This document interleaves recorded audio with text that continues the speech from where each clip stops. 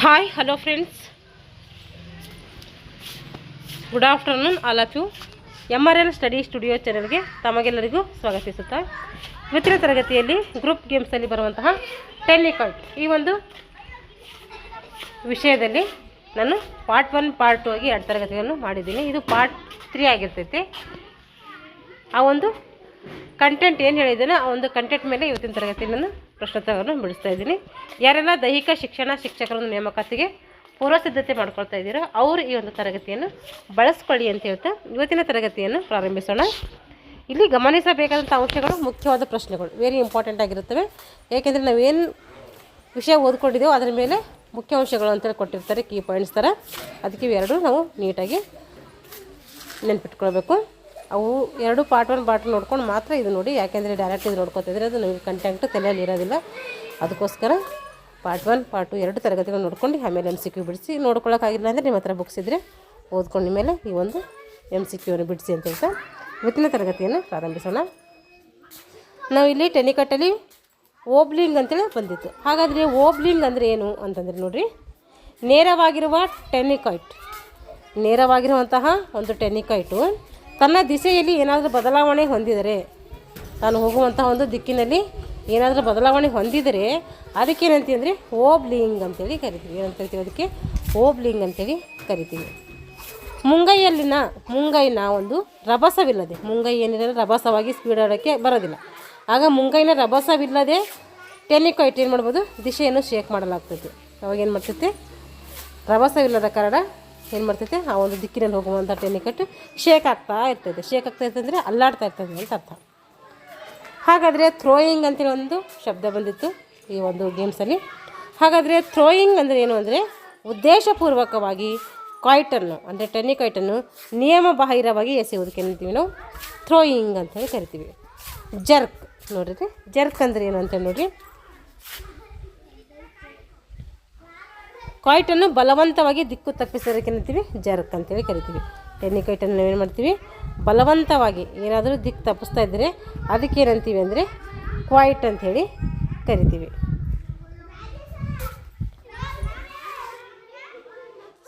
Jerk ಅಂತೇಳಿ ಕರಿತೀವಿ.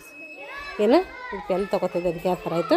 Jerk ಅಂದರೆ ಕಾಯ್ಟನ್ನು ಬಲವಂತವಾಗಿ ದಿಕ್ಕು ತಪ್ಪಿಸಿದ್ರೆ ಏನಂತೀವಿ ಅದಕ್ಕೆ ಅಂದರೆ ಜರ್ಕ್ ಅಂಥೇಳಿ ಕರಿತೀವಿ.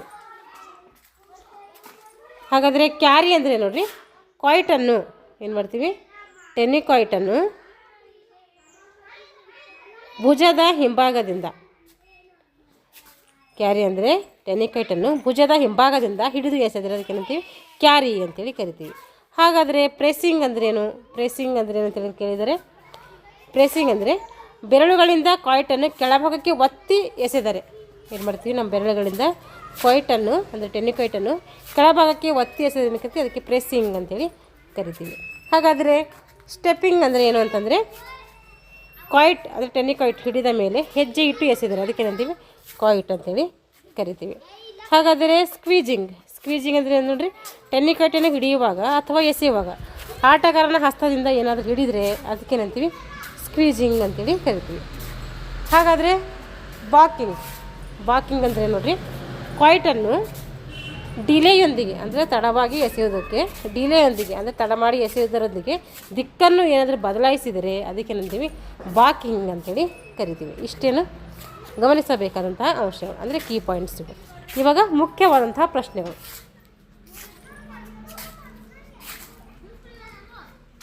ಟೆನ್ನಿಕಾಯ್ಟ್ ಪಂದ್ಯದ ಒಂದು ಸೆಟ್ನ ಗರಿಷ್ಠ ಅಂಕಗಳು ಎಷ್ಟಿರ್ತವೆ, 22 ಅಂಕಗಳು ಇರ್ತವೆ. ಟೆನ್ನಿಕಾಯ್ಟ್ ಆಟದಲ್ಲಿ ಬಳಸುವಂಥ ಎಂಟೆನದ ಉದ್ದ ಇಲ್ಲಿ 1.20 ಮೀಟರ್ ಇರ್ತೈತೆ. ಹಾಗಾದರೆ ವಾಲಿಬಾಲ್ನಲ್ಲಿ ಎಷ್ಟಿರ್ತೈತೆ ಎಂಟೆನದ ಉದ್ದ ಅಂದರೆ 1.80 ಮೀಟರ್ ಇರ್ತೈತೆ. ಟೆನ್ನಿಕಾಯ್ಟ್ ಪಂದ್ಯದ ಒಂದು ಸೆಟ್ಗೆ ನಿಗದಿಪಡಿಸಿರುವ ಸಮಯ ಎಷ್ಟು, 15 ನಿಮಿಷಗಳೊಳಗೆ ಒಂದು ಸೆಟ್ ಇರ್ತೈತೆ.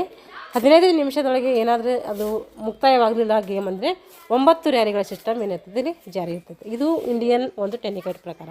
ಅಂತಾರಾಷ್ಟ್ರೀಯ ನಿಯಮಗಳು ಬೇರೆ ಬೇರೆ ಇದ್ದಾವೆ. ನೀವು ಒಂದ್ಸರಿ ನಾನು ಕ್ಲಾಸ್ ಮಾಡಿದ್ದೀನಿ, ನೋಡ್ಕೊಳ್ರಿ. ಟೆನ್ನಿಕಾಯ್ಟ್ ಪಂದ್ಯದ ಒಂದು ಸೆಟ್ನ ಅಂಕಗಳು ಎಷ್ಟಿರ್ತವೆ, ಒಂದು ಸೆಟ್ಟಿಂದು 21 ಅಂಕಗಳು ಇರ್ತವೆ. ಟೆನ್ನಿಕಾಯ್ಟ್ ಆಟದಲ್ಲಿ ಒಂದು ಬಾರಿಗೆ ಒಂದು ತಂಡಕ್ಕೆ ಎಷ್ಟು ಸರ್ವ್ ಮಾಡುವಂಥ ಅವಕಾಶ ಇರ್ತೈತೆ, ಅಲ್ಲಿ 5 ಸರ್ವ್ ಮಾಡುವಂಥ ಅವಕಾಶ ಇರ್ತೈತೆ. ಜೂನಿಯರ್ ವಿಭಾಗದ ಟೆನ್ನಿಕೈಟ್ ಆಟದಲ್ಲಿ ನೆಲದಿಂದ ನೆಟ್ಟಿನ ಎತ್ತರ ಎಷ್ಟಿರ್ತೈತೆ ಅಂದರೆ ನೆಲದಿಂದ ನೆಟ್ಟಿನ ಎತ್ತರ 1.80 ಮೀಟರ್ ಇರ್ತೈತೆ. ಅಡಿಯಲ್ಲಿ ಹೇಳಿದ್ರೆ ಅದು 6 ಅಡಿ ಅಂತೇಳಿ ಕರಿತೀವಿ. ರಂಗಿನಾಟವೆಂದು ಈ ಆಟವನ್ನು ನಾವು ಕರಿತೀವಿ. ರಂಗಿನಾಟ ಅಂತ ಯಾವ ಆಟ ಕರಿತೀವಿ ಅಂದರೆ ಟೆನ್ನಿಕೈಟ್ಗೆ ಕರಿತೀವಿ. ಇಂಪಾರ್ಟೆಂಟ್ ನೆನ್ಪಿಟ್ಕೋಬೇಕು. ಟೆನ್ನಿಕೈಟ್ ಆಟದಲ್ಲಿ ಸರ್ವಿಸ್ ಮಾಡುವ ರೀತಿ ಹೇಗಿರ್ತೈತೆ ಅಂದರೆ ಅದು ಲಂಬವಾಗಿ ಎಸೆಯುವುದು. ಯಾವ ರೀತಿ ಇರ್ತದೆ ಅದು ಲಂಬವಾಗಿ ಎಸೆಯುವುದು ಇರ್ತೈತೆ. ಟೆನ್ನಿಕೈಟ್ ತೂಕ ಎಷ್ಟಿರ್ತೈತೆ ಅಂದರೆ 198ರಿಂದ 225 ಗ್ರಾಮ್ ಅಂದರೆ 7ರಿಂದ 9 ಔನ್ಸ್ ಇರ್ತೈತೆ. ಟೆನ್ನಿಕೈಟ್ನ ಹೊರಭಾಗ ಮತ್ತು ಒಳಭಾಗದ ಸುತ್ತಳತೆ. ಹೊರಭಾಗ ಎಷ್ಟಿರ್ತೈತೆ 16 ಸೆಂಟಿಮೀಟ್ರ್ ಇರ್ತೈತೆ. ಒಳಭಾಗ ಎಷ್ಟಿರ್ತೈತೆ 10 ಸೆಂಟಿಮೀಟ್ರ್ ಇರ್ತೈತೆ. ಅಂತಾರಾಷ್ಟ್ರೀಯ ಪಂದ್ಯದಲ್ಲಿ ಹೊಸದಾಗಿ ಸೇರ್ಪಡೆ ಮಾಡಿದ್ದಾರೆ. ಅಲ್ಲಿ ಎಷ್ಟಿತ್ತು ಅಂದರೆ 11ರಿಂದ 12 ಒಳ ಒಂದು ವ್ಯಾಸ ಇತ್ತು. ಹೊರಗಿಂದ ಎಷ್ಟಿತ್ತು ಅಂದರೆ 17ರಿಂದ 18 ಇತ್ತು. ಈ ರೀತಿ ಇತ್ತು. ಅದ್ರ ಬಗ್ಗೆ ಕೂಡ ಕ್ಲಾಸ್ ಮಾಡಿದ್ದೀನಿ, ನೋಡ್ಕೊಳ್ರಿ. ಟೆನ್ನಿಕೈಟ್ ಆಟದ ಸರ್ವೀಸ್ನಲ್ಲಿ ಕ್ವೈಟ್ ವಾಬಲ್ ಆದಾಗ ನೋಡಿರಿ, ಟೆನ್ನಿಕೈಟ್ ಆಟದ ಸರ್ವೀಸ್ನಲ್ಲಿ ಕ್ವೈಟ್ ವಾಬಲ್ ಆದಾಗ ಅವಾಗ ಏನು ಮಾಡ್ತೀವಿ ಅಂತೇಳಿ ಕೇಳ್ತಿದ್ದಾರೆ. ಎದುರಾಳಿ ತಂಡಕ್ಕೆ ಅಂಕ ನೀಡಲಾಗುವುದು. ಅವಾಗ ಏನು ಮಾಡ್ತಾರೆ ಆ ಟೈಮಲ್ಲಿ ಎದುರಾಳಿ ತಂಡಕ್ಕೆ ಅಂಕ ನೀಡ್ತಾರೆ. ಇಷ್ಟೇನಾಯ್ತಂದರೆ ಟೆನ್ನಿಕೈಟ್ ಬಗ್ಗೆ ನಾವು ಸವಿವರವಾಗಿ ತಿಳ್ಕೊಂಡಿದ್ದೀವಿ. ಪಾರ್ಟ್ 1 ಮತ್ತು ಪಾರ್ಟ್ 2 ಅಲ್ಲಿ ಅದಕ್ಕೆ ಸಂಬಂಧಪಟ್ಟಂಥ ಪ್ರಶ್ನೋತ್ತರಗಳು ಈ ಒಂದು ತರಗತಿಯಲ್ಲಿ ಬಿಡಿಸಿದ್ದೀನಿ. ಯಾರೆಲ್ಲ ದೈಹಿಕ ಶಿಕ್ಷಣ ಶಿಕ್ಷಕರ ಒಂದು ನೇಮಕಾತಿಗೆ ಪೂರ್ವ ಸಿದ್ಧತೆ ಮಾಡ್ಕೊಳ್ತಿದ್ದೀರೋ ಅವರು ಈ ಎಲ್ಲ ತರಗತಿಗಳನ್ನು ಬಳಸ್ಕೊಳ್ಳಿ. ಹಾಗೆಯೇ ನಾನು ದೈಹಿಕ ಶಿಕ್ಷಣ ಪಠ್ಯಪುಸ್ತಕ ಏನು 6ರಿಂದ 10ನೇ ತರಗತಿ ಗಂಟೆ ಇದೆಯಲ್ಲ, ಇವಾಗ 9 ಗಂಟೆ ಗಂಟೆ ಕಂಪ್ಲೀಟ್ ಮಾಡಿದ್ದೀನಿ. ಪಾರ್ಟ್ 1 ಪಾರ್ಟ್ 2 ಇವಾಗ 10ನೇದು ಕೂಡ ಸ್ಟಾರ್ಟ್ ಮಾಡಿದ್ದೀನಿ. ಪಾರ್ಟ್ 1 ಅದೇನು ಮುಗಿಲಾಗ ಬಂತು. ಪಾರ್ಟ್ 2 ಮುಗಿಸಿದ್ರಲ್ಲಿ ಕಂಪ್ಲೀಟ್ ಆಗೋಗ್ತೈತೆ. ಹಾಗೆ ಮೇಲಾಟಗಳು ಕೂಡ ಸ್ಟಾರ್ಟ್ ಮಾಡಿದ್ದೀನಿ. ಅಲ್ಲಿಯೂ ಕೂಡ ಓಟಗಳು ಎಸೆತಗಳು ಮುಗಿಸಿದ್ದೀನಿ. ಇವಾಗ ಜಿಗಿತಗಳು ಹೇಳಬೇಕು. ಹೀಗೆ ಅನಾಟಮಿ, ಸೈಕಾಲಜಿ, ದೈಹಿಕ ಶಿಕ್ಷಣದ ಇತಿಹಾಸ ಈ ಎಲ್ಲ ತರಗತಿಗಳನ್ನು ಏನು ಮಾಡಿದ್ದೀನಿ ನಾನು ನಮ್ಮ ಚಾನಲಲ್ಲಿ ಮಾಡಿದ್ದೀನಿ. ಯಾರೆಲ್ಲ ನಮ್ಮ ಚಾನಲ್ನ ಸಬ್ಸ್ಕ್ರೈಬ್ ಮಾಡಿಕೊಂಡು ವಿಡಿಯೋನು ವಾಚ್ ಮಾಡಿ, ಇಷ್ಟ ಆಗಿದರೆ ಲೈಕ್ ಆ್ಯಂಡ್ ಶೇರ್ ಮಾಡಿ ಅಂತ ಹೇಳ್ತಾ ಇಲ್ಲಿಗೆ ಈ ತರಗತಿಯನ್ನು ಮುಗಿಸ್ತಾ ಇದ್ದೀನಿ. ಎಲ್ಲರಿಗೂ ಧನ್ಯವಾದಗಳು.